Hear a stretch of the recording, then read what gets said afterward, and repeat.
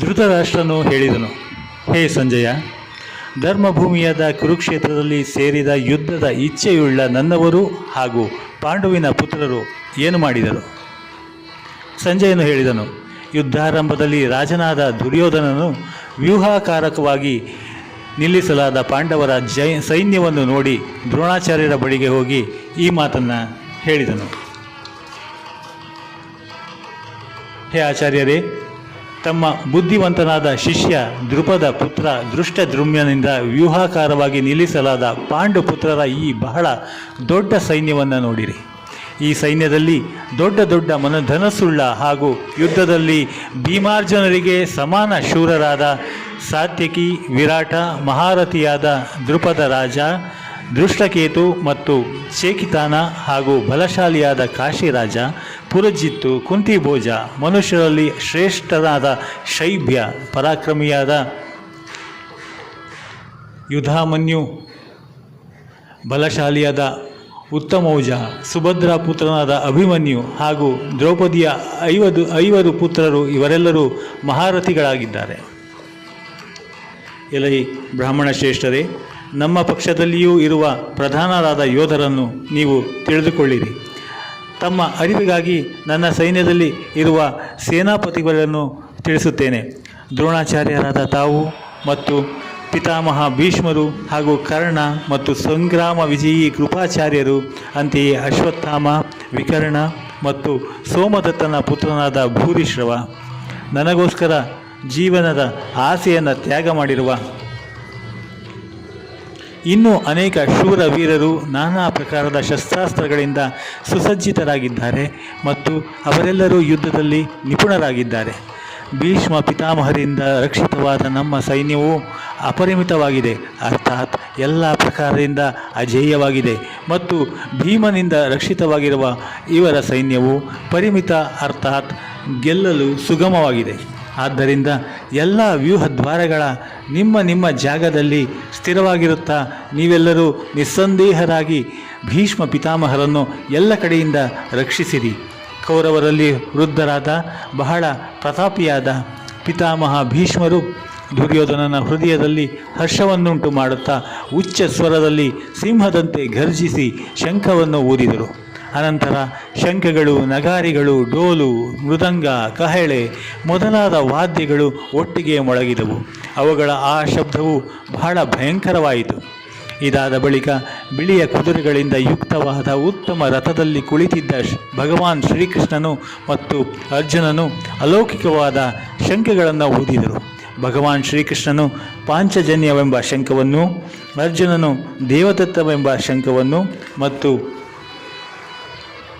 ಭಯಾನಕ ಕರ್ಮಗಳನ್ನು ಮಾಡುವ ಭೀಮಸೇನನು ಪೌಂಡ್ರವೆಂಬ ಮಹಾಶಂಖವನ್ನು ಊದಿದರು.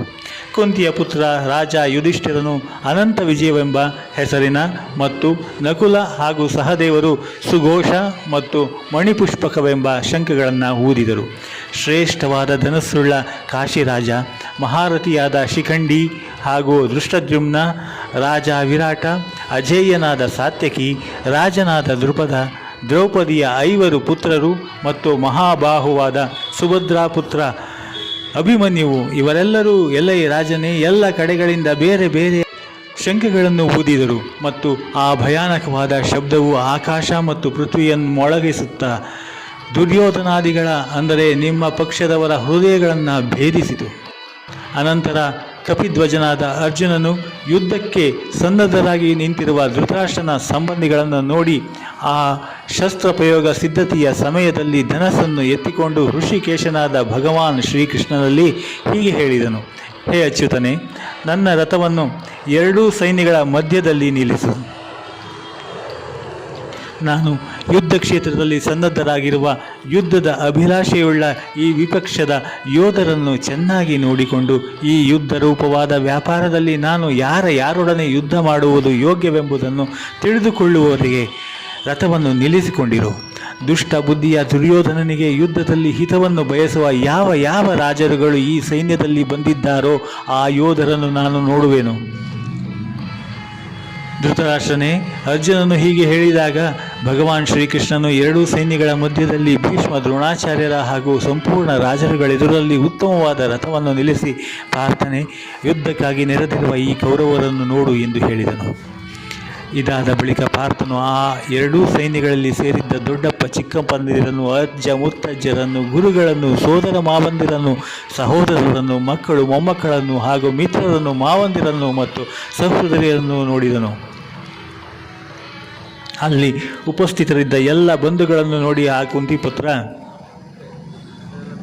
ಅರ್ಜುನನು ಅತ್ಯಂತ ಕರುಣಾಪರವಶನಾಗಿ ಶೋಕಿಸುತ್ತಾ ಹೀಗೆ ಹೇಳಿದನು: ಹೇ ಕೃಷ್ಣ, ಯುದ್ಧದ ಇಚ್ಛೆಯಿಂದ ರಣಾಂಗಣದಲ್ಲಿ ನಿಂತಿರುವ ಈ ಸ್ವಜನ ಸಮುದಾಯವನ್ನು ನೋಡಿ ನನ್ನ ಅಂಗಾಂಗಗಳು ಶಿಥಿಲವಾಗಿ ಹೋಗುತ್ತಿದೆ, ಮುಖವು ಒಣಗಿ ಹೋಗುತ್ತಿದೆ, ಶರೀರ ರೋಮಾಂಚನವಾಗುತ್ತಿದೆ, ಕೈಯಿಂದ ಗಾಂಡೀವ ಧನುಸ್ಸು ಜಾರಿ ಬೀಳುತ್ತಿದೆ ಹಾಗೂ ನನ್ನ ಮನಸ್ಸು ಭ್ರಮಿಸಿದಂತೆ ತೋರುತ್ತಿದೆ. ಆದ್ದರಿಂದ ನಾನು ನಿಂತುಕೊಂಡಿರಲು ಸಮರ್ಥನಾಗಿಲ್ಲ.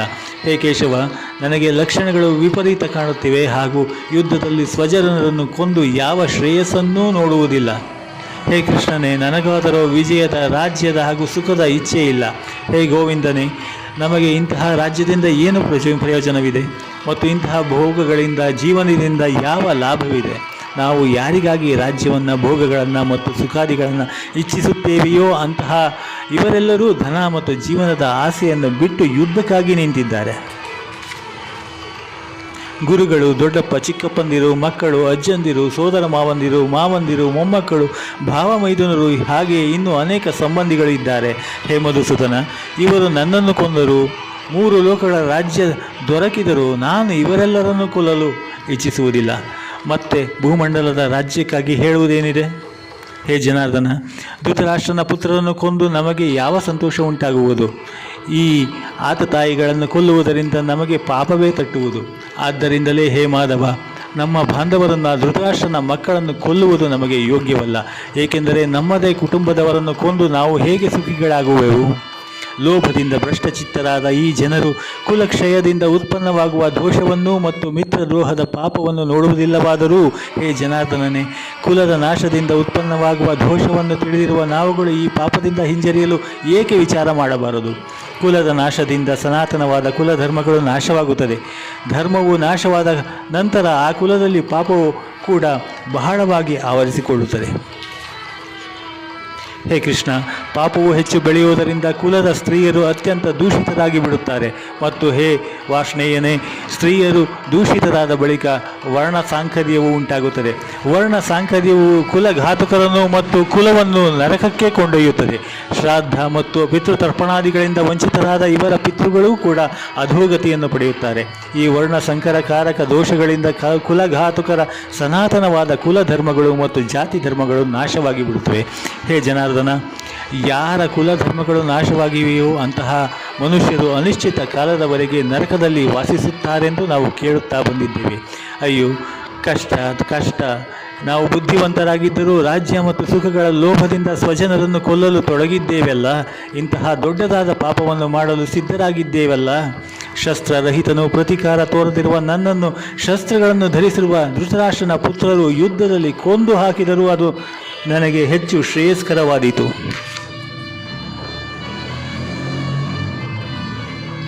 ಸಂಜಯನು ಹೇಳಿದನು: ರಣಭೂಮಿಯಲ್ಲಿ ಶೋಕದಿಂದ ಉದ್ವಿಗ್ನ ಮನಸ್ಸುಳ್ಳ ಅರ್ಜುನನು ಹೀಗೆ ಹೇಳಿ ಬಾಣ ಸಹಿತ ಧನಸ್ಸನ್ನು ಬಿಸಿಟು ರಥದ ಹಿಂಭಾಗದಲ್ಲಿ ಕುಳಿತು ಬಿಟ್ಟನು.